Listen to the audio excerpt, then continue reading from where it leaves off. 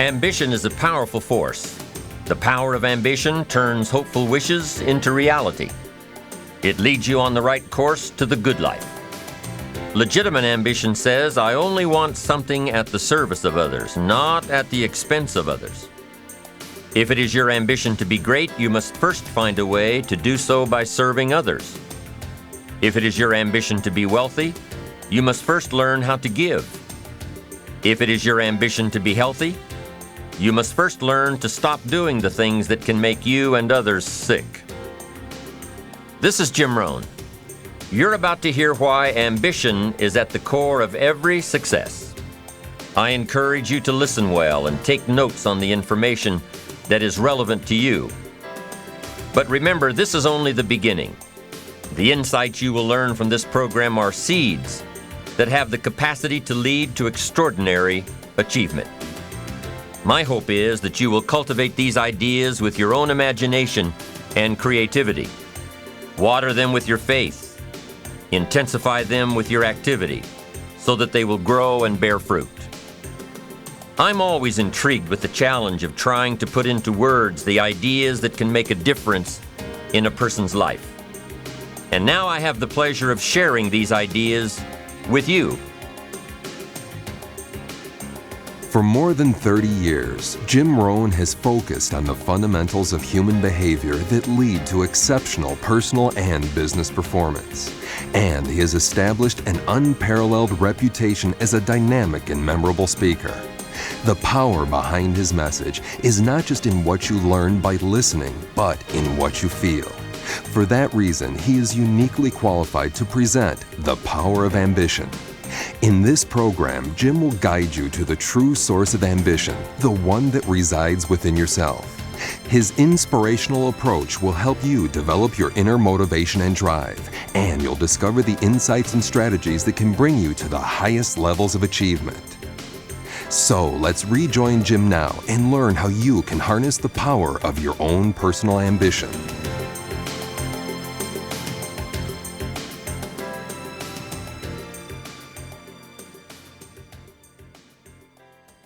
To a lot of people, ambition is kind of a mystery.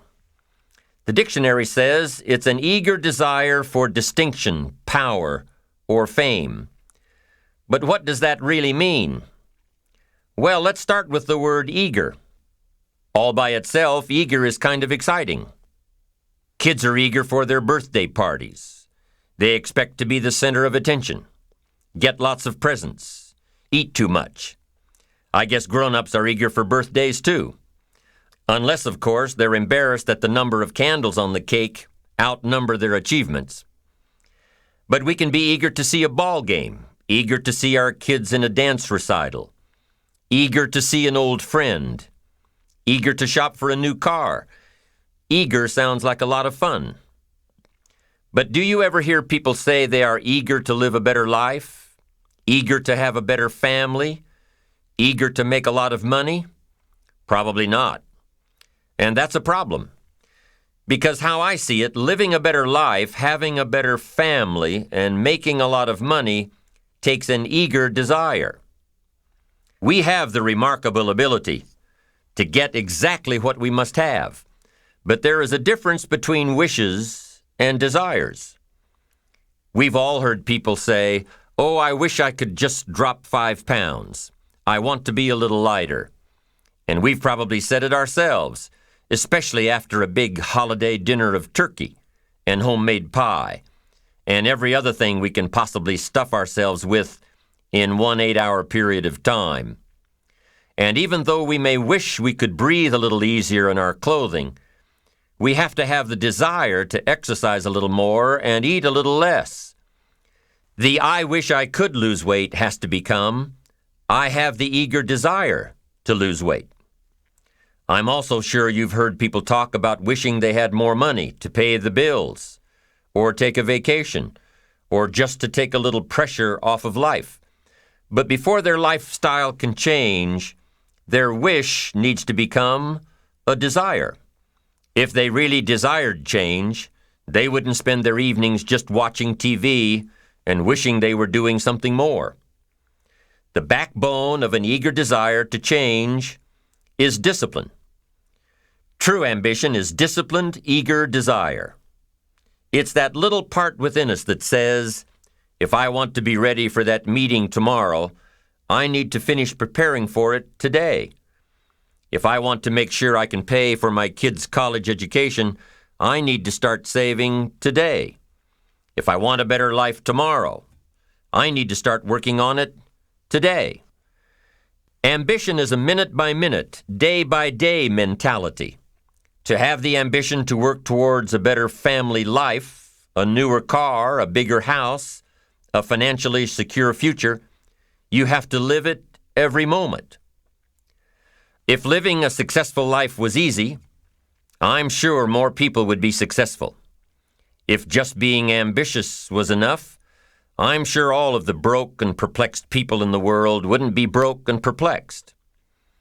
While most people spend most of their lives struggling to earn a living, a much smaller number seem to have everything going their way.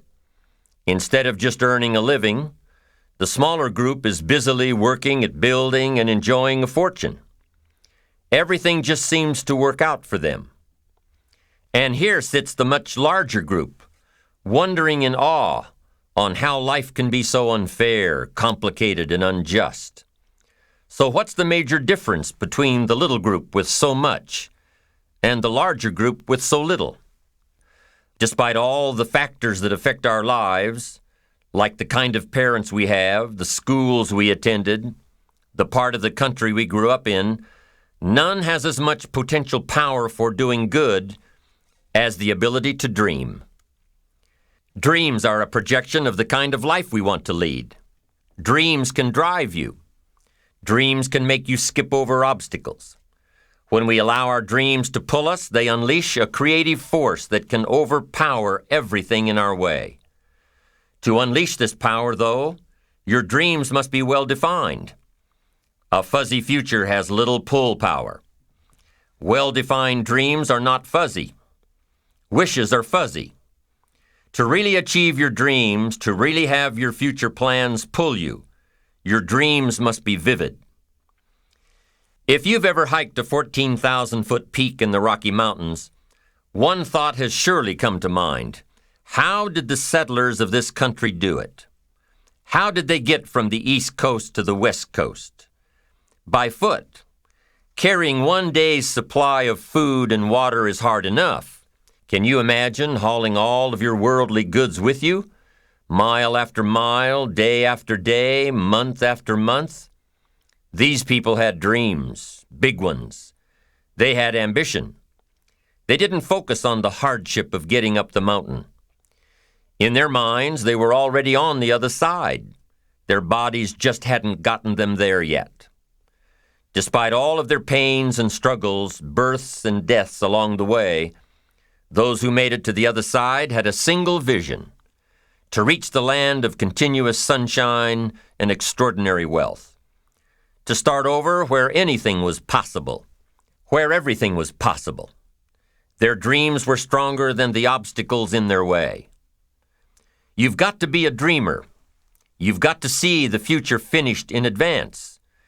You've got to see California while you're climbing 14,000-foot peaks. You've got to see the finish line while you're running the race. You've got to hear the cheers when you're in the middle of a monster project. And you've got to be willing to put yourself through the paces of doing the uncomfortable until it becomes comfortable. Because that's how you realize your dreams. Our great country was founded with dreams. They've always been important.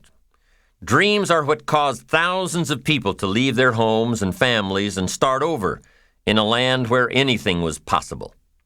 To this day, dreams continue to bring people to our land of opportunity, to a country where you can start with little and end up with a lot, to America. Don't you sometimes wonder why so many immigrants who come to America can build a new life and a fortune while many of the people who were born here are barely surviving? They have a dream, a defined goal, ambition. Aside from the pioneers that crossed the prairies and the mountains to reach their vision of hope and future promises, there are other amazing examples of how ambition has shaped America. Take Ben Franklin, for instance. When most people think of Ben Franklin, they remember the kite and the lightning bolt and the discovery of electricity. What a lot of people may not know is that Ben Franklin was one of the first writers to address self-making. When Franklin started Poor Richard's Almanac in 1732, he used the blank spaces between the crop data and the weather information to insert clever bits of moral and practical advice. I'm sure you've heard the saying, fish and company start to stink in 3 days.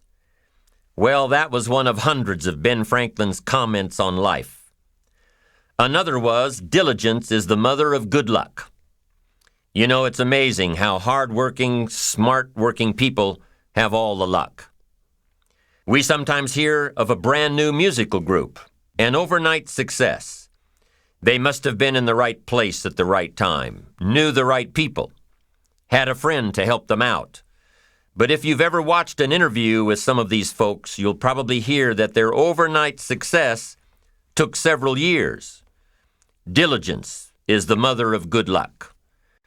Now, in addition to these witticisms, Ben Franklin gave us 3 principles of success and ambition that have withstood the test of time.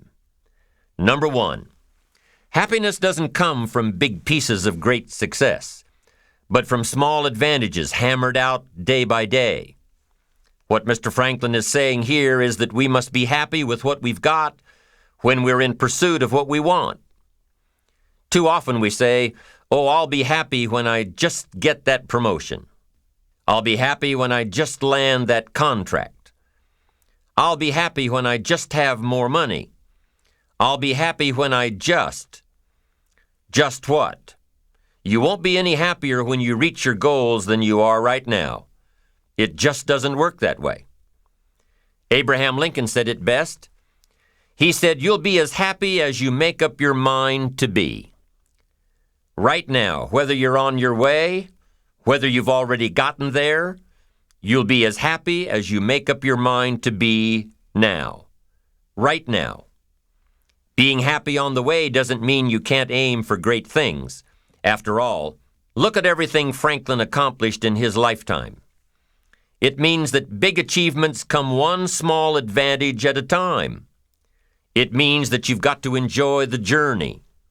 It means that you must enjoy and take pride in your little accomplishments.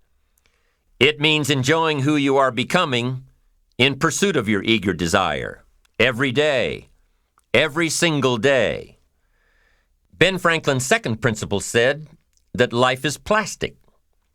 Within each of us is the power to mold ourselves and mold our environment. It is up to each of us to begin this molding process with a final product in mind. And it is within our power to work it and form it every minute, every day, every month, every year.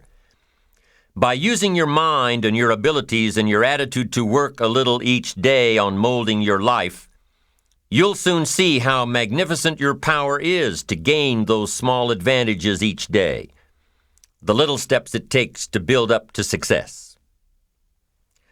Principle number 3, success is a pleasure. Success is a pleasure. If what you are doing today isn't satisfying, gratifying, guess what? You're really not successful. If you are not fulfilled with what you are doing today, you cannot possibly be successful. It doesn't matter how many worldly possessions you may have, how many cars, how many toys, how much money. If you're not happy with your life as it is, you cannot be successful. Now, I know that success is a relative term. It means different things to different people. To a school kid, success may mean a star on top of his latest test. To a homemaker, it probably means that she has a well-run household and a wonderful family. To an outside professional, it's most likely the thrill of closing a major contract, or the pride in accepting a performance bonus, or being named the top producing salesperson. But the one thing you will hear from everyone who is successful is that they are happy with who they are and what they are doing. They are happy, content, satisfied. Success is a pleasure. What have you done today that makes this day successful? Think about it and write it down. If at the end of the day you can jot down the things that have made it a good day, you will soon see patterns forming. This really is a good habit to get into. When you can see a pattern of pleasure, you'll know you're on the road to success. So take note of Mr. Franklin's 3 principles of success and ambition. Number 1, big achievements come one small advantage at a time. One step at a time, one day at a time. Number 2, you have the power to mold your life, to make it whatever you want, to shape it and reshape it. And number 3, success is measured through pleasure. This is the key one. Success is measured through pleasure. You've got to be happy along the way. You've got to learn to give yourself a pat on the back. Good job, you need to tell yourself. I'm proud of me today. You've got to be happy. You've got to learn to enjoy the process. These are really common sense ideas. They're practical, and William James agreed. He's another American great, one of the most notable philosophers and psychologists in our history, and he founded a philosophy called pragmatism. To be pragmatic is to be practical, to test the validity of a concept by its practical results, to actually question something and rate its usefulness by what it can do for you, to hear a method of doing something and figuring out if it's even worth your while. One of the issues Mr. James dealt with in his lifetime was, what does it mean to be a success, a significant person? After years of pondering this question, William James described success as a combination of 2 things. Number 1, an inner ideal which is followed persistently with courage. And number 2, outer achievement related to that ideal. Let's go back to number 1, an inner ideal which is followed persistently with courage. I take that to mean defining a goal and having the resolve to complete it. No matter what, I'll do it or die. Promise yourself you'll read the books until your skills change. Go to the seminars until you get a handle on it. Do it until it makes sense. Practice it until you've got it right. Don't give up until you get where you want to be, however long that is. Step by step, piece by piece, book by book, seminar by seminar, do it until. Go for it. Until is a very important word. It's magic. It means that you'll never give up. Don't miss the chance to grow, to pay the price. Until you learn, change, grow. You'll discover some of life's great treasures when you pay that price. William James' second part to success dealt with the outer achievement related to that ideal. You need both aspects to really be a success. But what Dr. James realized about his philosophy of success was that the first part is indeed more important than the second. Going for it. As long as you're working toward your inner goal, your dream, then success is possible. But once you give up your inner vision, then you can never become successful. You never will become successful. Until doesn't even matter. Now, maybe the person who's been working on a project for 10 years can be successful in his own right, if he's honestly working toward it, doing everything to make himself worthy of reaching the dream, really happy with where he is, doing it until. Then maybe he is a success. It's a personal thing, going for it one step at a time. Going for small accomplishments along the way for however long it takes.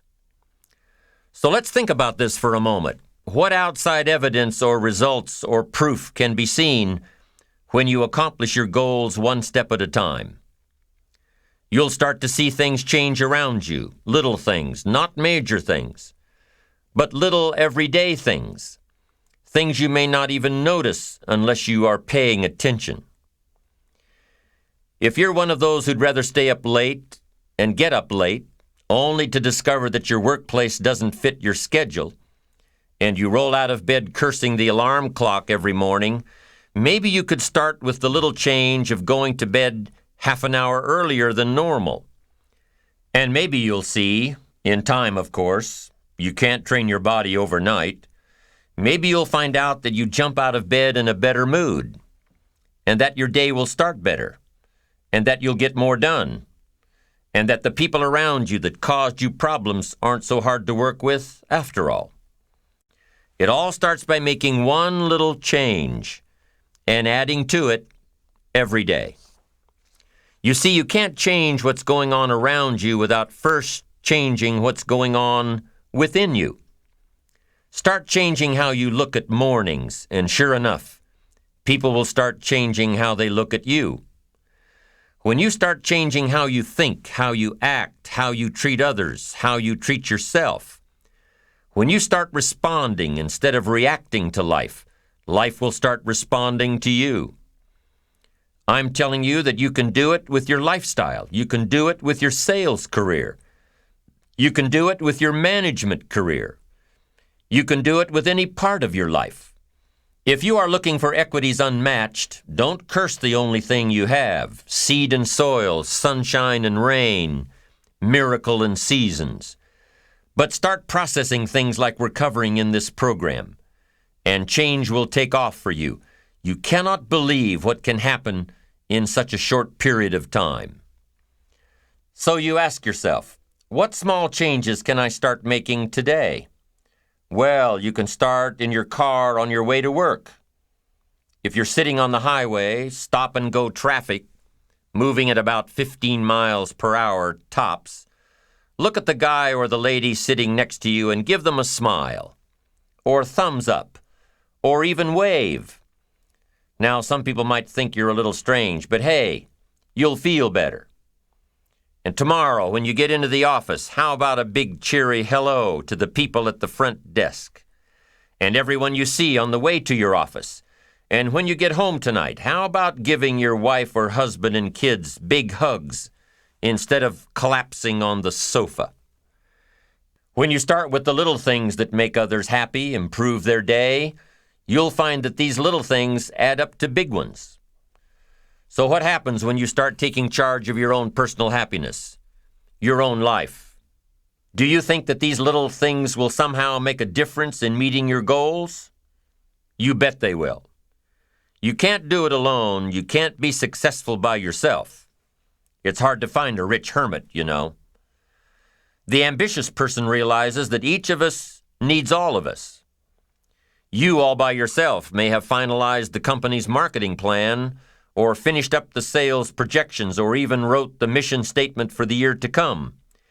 Even if you did this all by yourself, you really had the help of all of those around you who tolerated and supported your need to be undisturbed, or provided service to you during the project.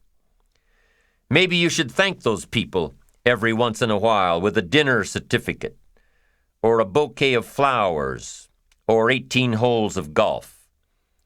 Even a thank you note. Thank you notes are so important. After all, without your support team, you probably wouldn't be where you are today. You can't be successful by yourself. So thank them.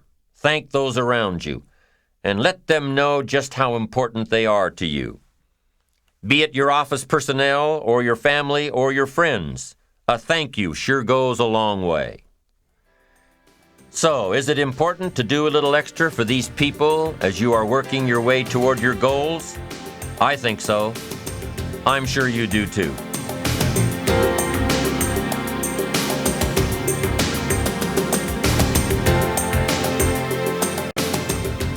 Once you've decided that you're going to set sail, go for it, and let loose on your new charted course. You don't have to worry about the winds that will most certainly blow around you, the obstacles, the negativity that will stand in your way. You don't have to worry about what other people will say. You just have to keep your mind on your course. Those winds may blow fast and furious, but if you know your path, if you know where you are going, They will help push you toward the dreams and goals and treasures that you have already decided you're going after. Your goals will push you forward, ahead of the stormy weather.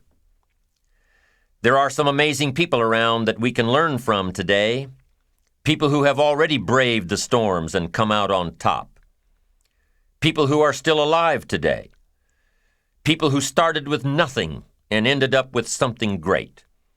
Famous people, not so famous people. Maybe even people you know, but don't know their stories. People who had an early vision and ambition. People who turned their focused dreams into the reality of success.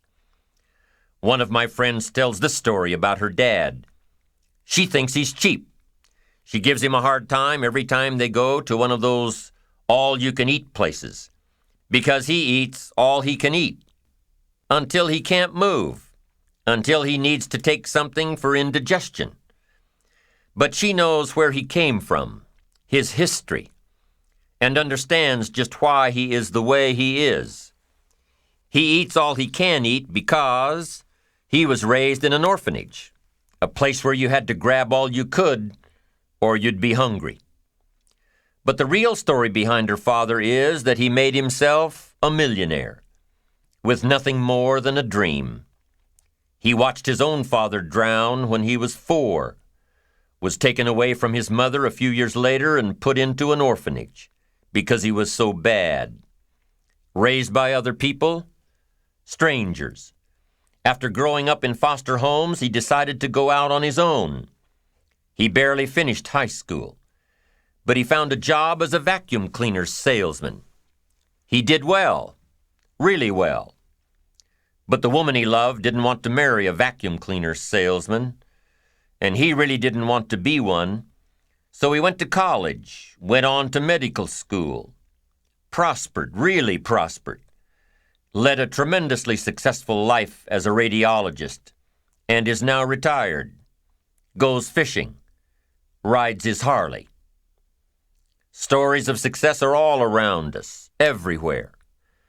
Take the time to talk to these people or read their stories. You might learn something. You might find out that they have already traveled the path you are now on. You know, when most of us think of Jesse Jackson, we think of the political Jesse Jackson. But what most of us don't realize is that before Jesse Jackson went to the streets to gain votes, he went to the ghettos with a message for inner city youth. During his rallies, he would have the street kids repeat after him, "I am somebody." Jesse Jackson's message to these kids was that ambition is a moral imperative. To be a good person, you have to have ambition. You have to try to do something good with your life. You have to try to get out of where you are today or make where you are a better place tomorrow. You have to, or anything else is a waste. Mr. Jackson knew that his contribution to life began with America's youth, where he could make a difference before bad attitudes and bad habits took over for good. He went to make a difference with the disadvantaged youth of America. What an admirable mission. I'm sure you know that the same principles he teaches apply to you. When you get up tomorrow morning and are standing in front of the mirror getting ready for the day, remind yourself that you are somebody, that you are important, and that you can make the changes that will move you closer to your ideal future. Listening to the words of people like Jesse Jackson are of total importance because motivation, lasting motivation, is backed with education. Many of these people have written books on their journeys. These books tell the stories and give the secrets that we can all learn from. Let's say you decided to take a trip, just a short one, maybe for a weekend. Let's say you want to go away to a place you've never been before. Wouldn't you want to find someone who had been there? Ask them a few questions. What's the best way to get there? The safest route? The quickest route? What do I need to bring to be totally prepared? What fun things should I look for on the way? What dangers do I need to avoid? By talking with someone who has already been there, It'll make your trip that much more enjoyable.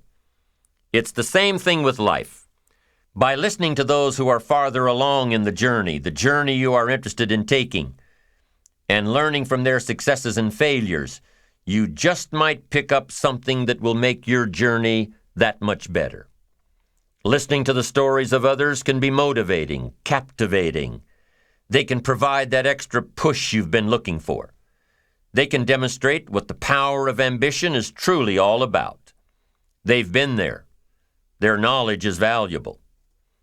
And when you use that knowledge and motivation to take action, you'll gain momentum.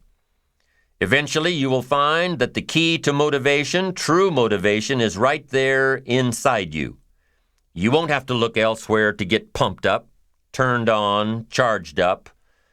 With the right knowledge behind you, you will learn how to motivate yourself. With the right knowledge, you will find yourself becoming inspired on your own, by your own learning, by your own discovering. You won't have to hope that somebody comes along to turn you on in the morning. They might not show up. You'll find that your journey of pursuit is the best alarm clock in the world.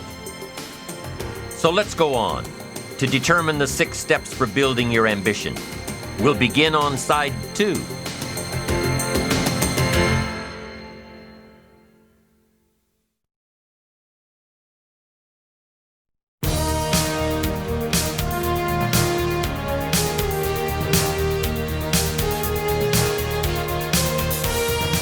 Joseph Epstein wrote a book called Ambition.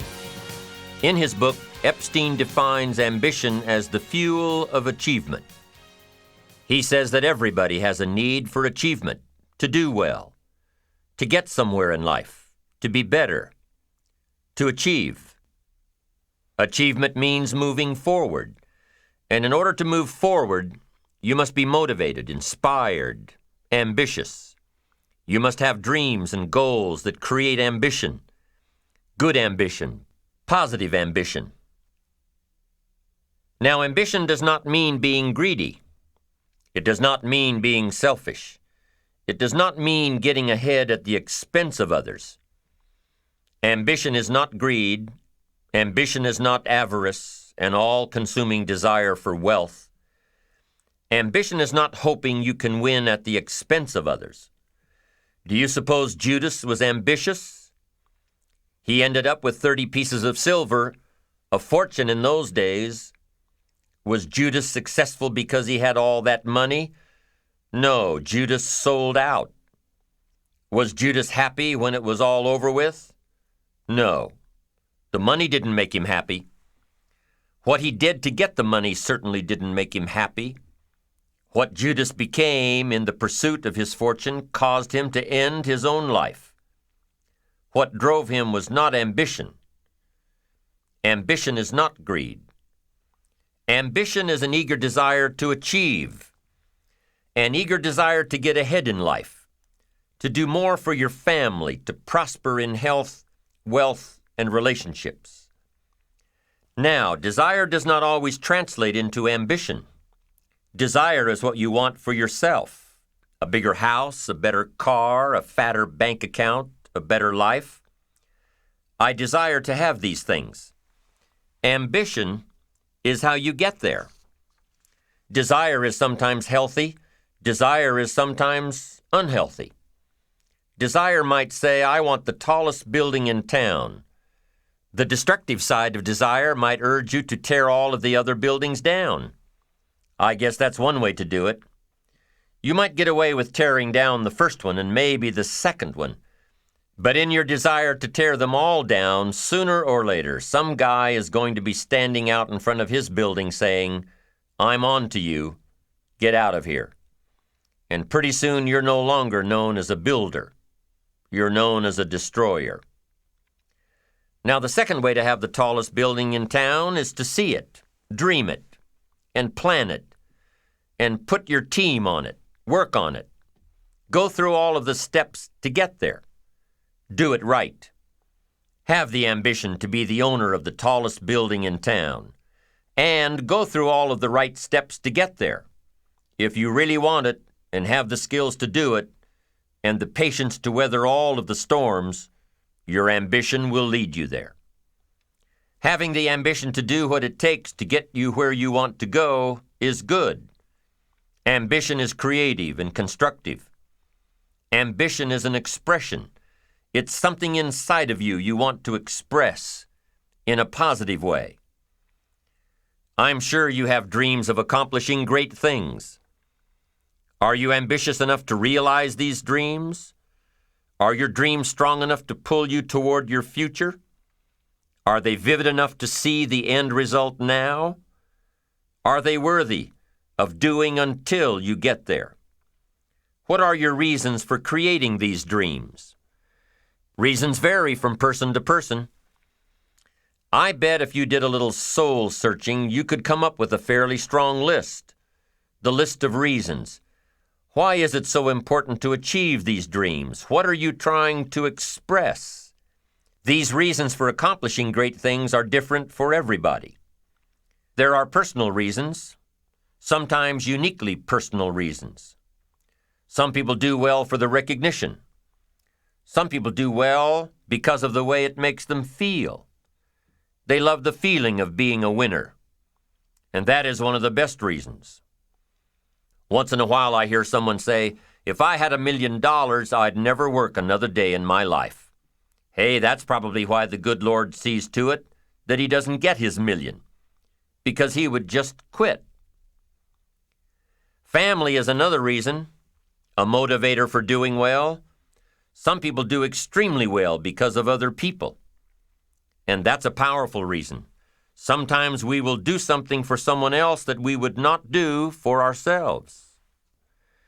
I know a lady who was getting back on track from financial disaster. Even though she didn't have much of anything left, her primary motivator was to keep her daughter in private school, an expensive one of the best in the country. Although her goal was to financially surpass where she was before her economic fall, her main reason to work all of those extra hours was to give her little girl the best possible education. As you can well imagine, wanting to do something for someone else led her to all sorts of other accomplishments as well. How fortunate are the people who find themselves greatly affected by someone else? It's powerful. What has you getting up early, hitting it hard all day, and staying up late? What has you inspired? What are your reasons for doing well? What's at the core of your quest? What is the power behind your ambition? Think about it. Jot it down. Do some soul searching. Define your reasons so they will work better for you.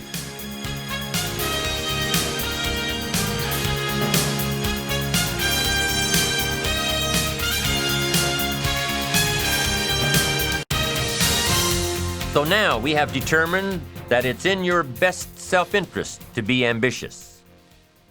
Self-interest, self-preservation. As human beings, we can't help but be interested in our own self-preservation.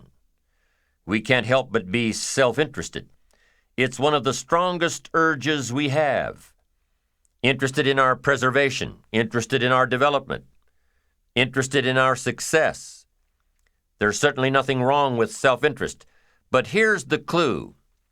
Self-interest must be enlightened as to what truly serves us best. When I found out that self-interest was okay, that was a big relief to me.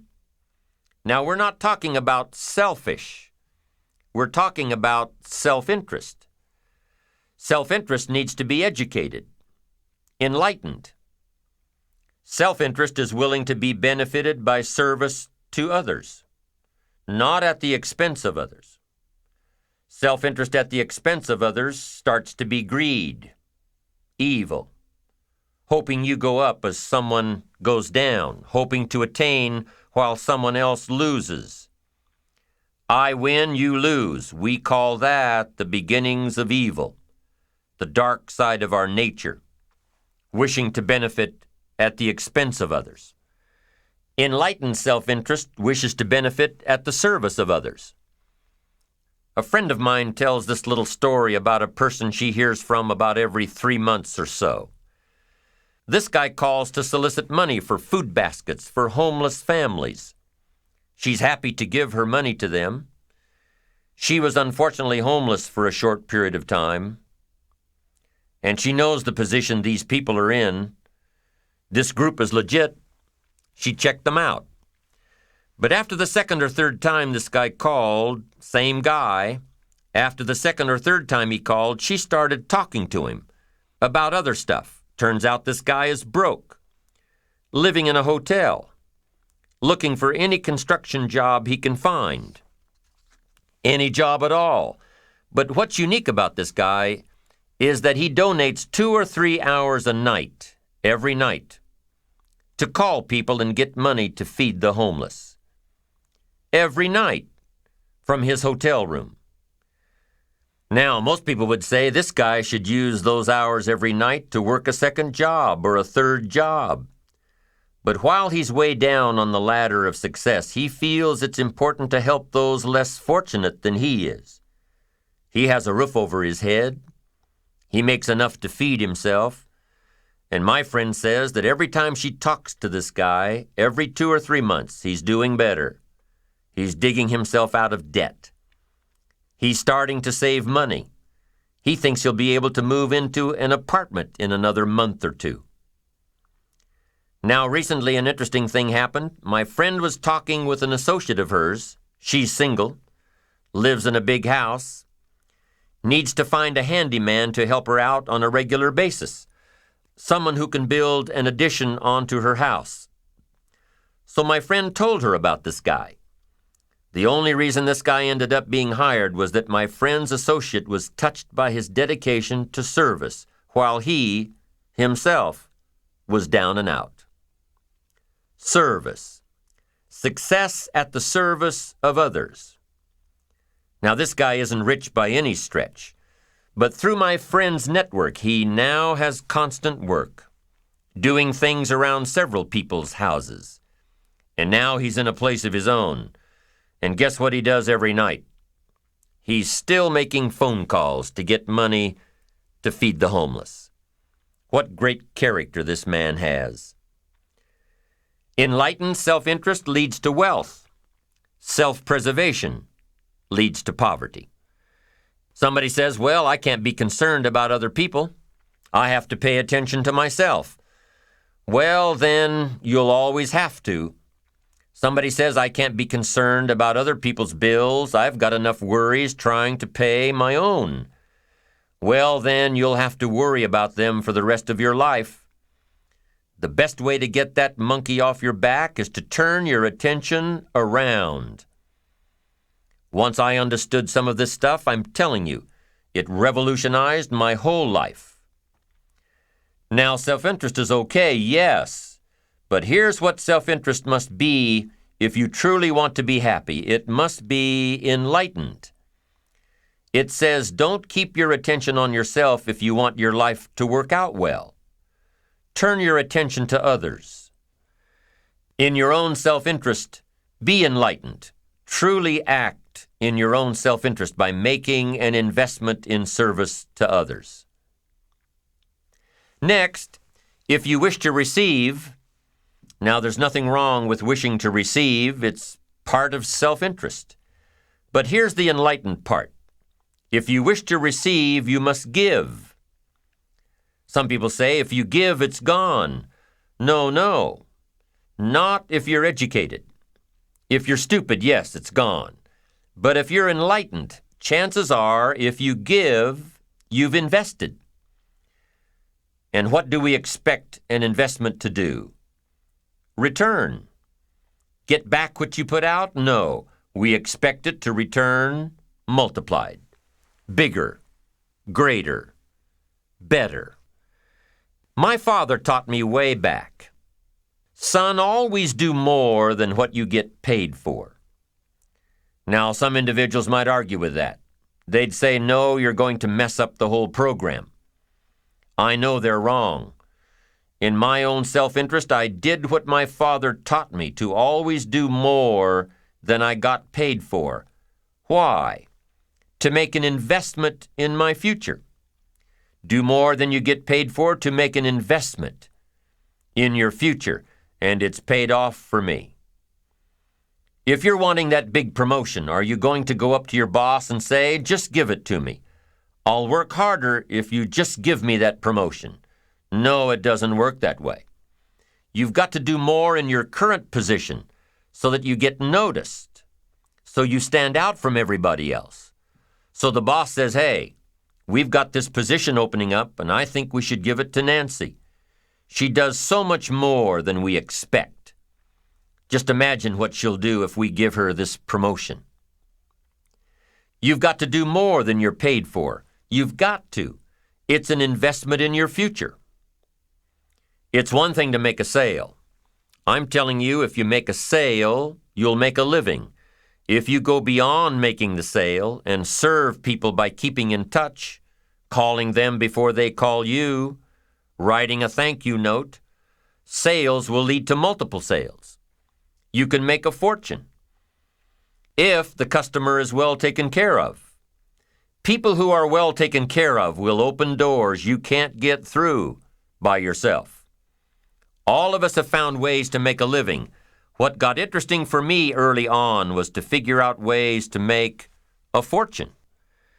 You'd say, well, Mr. Rohn, how would I deserve to make a fortune? It's easy. Render fortunes of service. People will do things you cannot believe for people who give them good service. Here's one of the greatest gifts you can give anybody, the gift of attention. In return, they will do extraordinary things for your career, take you by the hand, and lead you to more people than you could meet by yourself. Always do more than you get paid for. Next, in enlightened self-interest, life responds to deserve, not need. Life responds to deserve, not need. Life was not designed to give us what we need. Life was designed to give us what we deserve. What we deserve. Once you understand that little life principle in your own self-interest, I'm telling you, it's life-changing.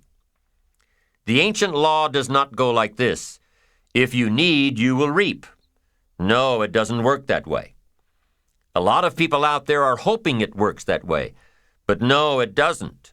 The ancient law goes like this. If you plant, you will reap. If you sow, you will reap. Somebody says, well, I really need to reap.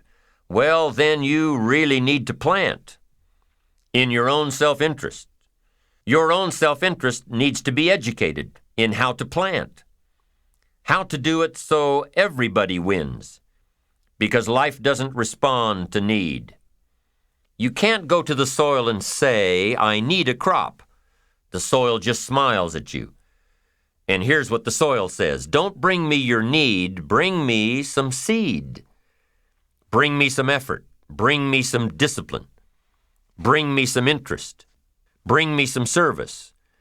Bring me these things, and I'll return to you multiplied by 2 times, 5 times, 10 times. You can't come with need. You've got to come with seed. You've got to come with willingness. You've got to come with skills. You've got to be willing to learn, willing to change, willing to grow, willing to put yourself out, willing to stand up to the bad weather, willing to pull out the weeds, willing to nurture. That's the only way you get a return. Once you understand these principles, self-interest now truly becomes an exciting challenge, making sure everybody wins. Enlightened self-interest makes sure that everybody wins. Now here's another one. If you want to find, you must search. And if you search, you will find. In order to find, you must search. You must go to church. You must go to the seminar. You must go to the library. You've got to go to the bookstore. You've got to go to the class. You've got to go to the training. You've got to go searching. Why? If you search, you will find. You'll find ideas, you'll find inspiration, you'll find hope, you'll find contacts. But you've got to be out there, on the search, on the look. Life reserves its treasures for those who deserve it, not those who need it. Enlightened self-interest, giving so that you will receive, searching so that you will find, making sure that everybody wins all the way around. Enlightened self-interest needs to be educated. Enlightened self-interest says, I will learn that life is not just the passing of time. I will learn that life is the collection of experiences, ups and downs, highs and lows, laughter and tears. You must decide to act. You must have the discipline to act. Now, here's what's important about discipline. One discipline affects another discipline. All disciplines affect each other. In fact, here's a good philosophical phrase. Everything affects everything else. Nothing stands alone. Don't be naive and say, this doesn't matter. Of course it matters. It all matters. Some things may matter more than others, but everything matters. If you'd rather sleep in than go for a walk around the neighborhood, pretty soon it will matter. If you'd rather spend your money instead of saving it, pretty soon it will matter. If you'd rather put off a letter to an old friend instead of corresponding regularly, pretty soon it will matter. If you'd rather work late every night instead of going home and spending time with your family, pretty soon it will matter. It all matters. Every letdown affects the rest. If you won't walk around the block, you probably won't eat right. And you probably won't buy the books, and you probably won't attend the seminars, and you probably won't spend your money wisely. And after years of this, it all adds up. So the key to reversing this process is to start picking up the disciplines. It does matter. It all matters. Now, here's the positive side. Every new discipline affects the rest. Every new discipline makes a difference. That's why action is so important. The smallest action, the least action, the action that you won't think will matter, it all matters. Take it. Because when you start accomplishing and the value starts to return, you'll find inspiration to do the next one and the next one and the next one. If you start walking around the block, it'll inspire you to start eating right. You start eating right, it'll inspire you to get a book. You get a book, and it'll inspire you to get a journal. You get a journal, and it'll inspire you to develop some skills. Disciplines affect each other. Lack affects the rest of your life. The key is to diminish the lack. One of our greatest temptations is to just ease up a bit, to do just a little bit less than you're capable of, to take a little break. Somebody says, it'll just affect my sales. No, it'll affect your consciousness. It'll affect your philosophies. It'll affect your home life. It'll affect everything. No, you can't ease up a bit. That's what vacations are for. When you're at work, work. When you're on vacation, rest. Wherever you are, be there. If you think about vacation when you're at work, you'll surely think about work when you're on vacation. You'll just mess it all up. So be disciplined. Get involved. Do all that it takes to get the job done. Get your health back. Get your bank account where it's supposed to be. Get your family in order. Get disciplined, be disciplined every day. When you set up the disciplines that give your life structure, miracles can happen, multiplied. And I'm telling you, anybody who wants to make a drastic change in their income can do it. I was broke at age 25 and a millionaire at age 31. Everything around me was the same. I changed. I refined my philosophy. I read the books. I took the classes. Started looking at life a little differently. I'm telling you, it works. Now, there are 6 principles of building ambition that we will discuss as we go through this program. These principles work together, creating and directing energy. Directing your energy toward achievement. Directing your energy toward self-expression. Right now, we'll touch on the 6 principles in definition only, and later in the program, we'll get into each one separately. Here they are, the 6 principles of building ambition. Number 1, positive self-direction. Knowing who you are and where you want to go. Accumulating the knowledge and being prepared for opportunities that come your way. Number 2, self-reliance. Taking responsibility for your own life. Taking responsibility for whatever happens to you. Knowing that you have made the conscious decisions that are now affecting your life. That what's happening in your life is the direct result of your activity. Counting on you. Number 3, self-discipline. Ambition at the daily level, knowing that you can reach your goals one step at a time, one day at a time, one activity at a time, and doing everything it takes to get there, every day. Number 4, self-enterprise. Consistently being able to create opportunity, and consistently being able to take advantage of it, being aware enough to see it, skilled enough to make it work for you. Number 5, working with others. We must make ourselves stronger to benefit us all. We must succeed at the service of others, learning how to take your skills, enterprise, reliance, and direction to the table to create true success. And the 6th principle of building ambition is self-appreciation. Appreciate your accomplishments. Appreciate your potential. Knowing that in one day you completed all you set out to do, fueling your ambition by fueling your appreciation of yourself.